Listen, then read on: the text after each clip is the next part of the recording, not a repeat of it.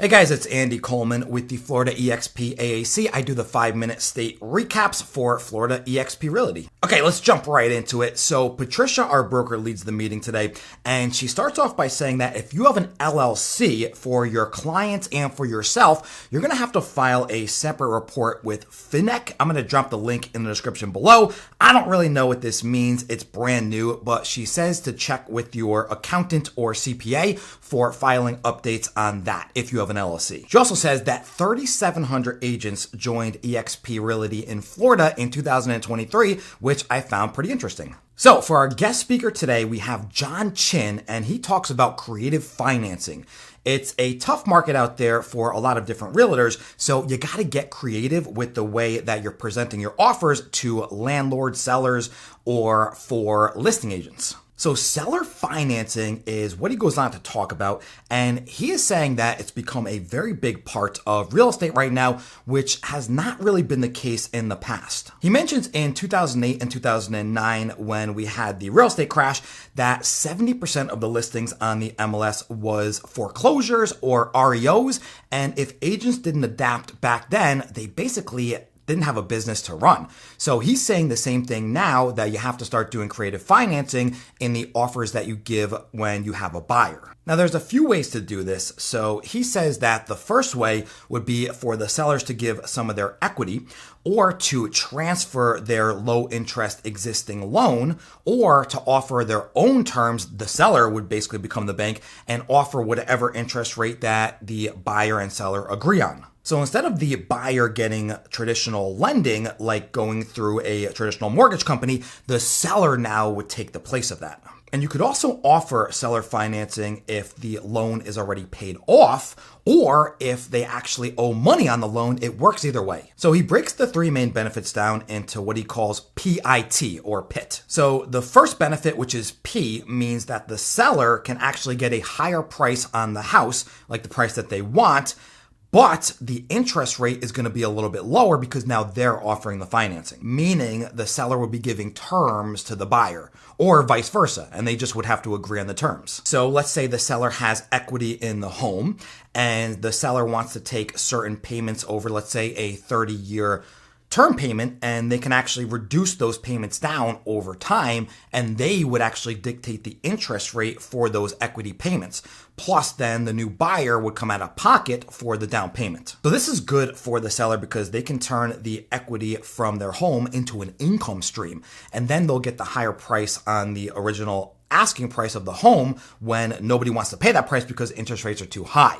Instead, now they'll get the high price, they'll get monthly payments, which is going to be for the equity of their house, and then they would get an initial down payment for the home. And then they would just offer a lower interest rate, acting as the bank. So that was the second benefit, which he called I from the PIT. That was I. So the last benefit is going to be T from PIT, and that's going to be a tax saving. So if the seller just sells it outright, they have to pay a capital gains tax.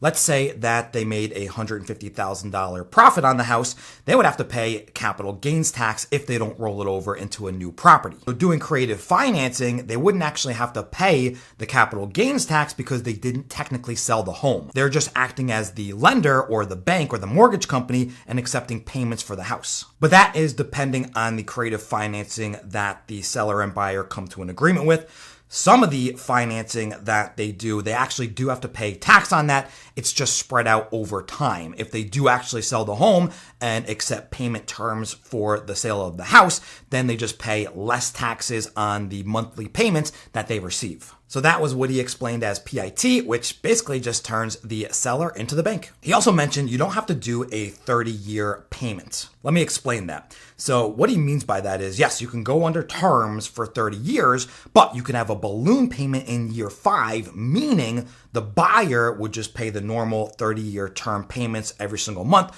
up until the 5th year when the entire loan is due. Now, the buyer would have options at this point. They can either choose to sell the house and then give the proceeds of that sale to the original seller, or they can take out a traditional mortgage, a hard money loan, or other kind of financing. He then goes on to talk about subject to, which is another way of creative financing. We've briefly talked about that a little bit in the PIT system, but he said the legality on that is kind of up in the air right now. So he said if you were going to do subject to consult an attorney. He said you can also do hybrid deals where the seller has very low equity in the house, so the buyer would put a larger down payment down. This way, the seller wouldn't feel like they were getting gypped or anything like that, because they would put more money down and then take a lower monthly payment. Because again, the seller would be the bank in this situation for creative financing, and they would dictate the percentage of the loan terms. He goes on to say that 60,000 agents have left the business in the past 6 months. So this is a big reason why newer agents or agents that are struggling right now are probably not closing deals, because they're not getting creative with their financing. He said we have less applications now for new loans than we actually did during the 2008 crash. Our inflation rate is really high, so that's what's causing a lot of the defaults as well. So as realtors, you have to become more versatile to solve all the problems, and you have to pivot during these tough times in the market that we're in right now. What's really cool about seller financing, there's no credentials or no credit checks because the seller is the bank, and that doesn't necessarily need to be done. So now I know a lot of this was very confusing, so if you want to talk to them further, they actually have free trainings on their website, and they have a program where you can bring them deals and they'll basically take over the deal and I think pay you a tiny percentage, but don't quote me on that. I'm going to drop the links to their websites in the description below. And that's all I got for you guys today. That was a very interesting presentation by Mr. Chin. And if you guys like creative financing, definitely check out their sites. So guys, that was it for your 5-minute recap. If you don't have 30 minutes to spare every single Tuesday at 9:30 a.m. in the Florida Broker Auditorium, just watch my 5-minute recaps and I'll give you all the latest news and information. If you want to watch the meeting again, I'm going to drop the link in the description below to our workplace chat. And that's all I got for you guys today. Thank you so much for watching. Hit the like button, subscribe to my channel, and I'll catch everybody in the next one.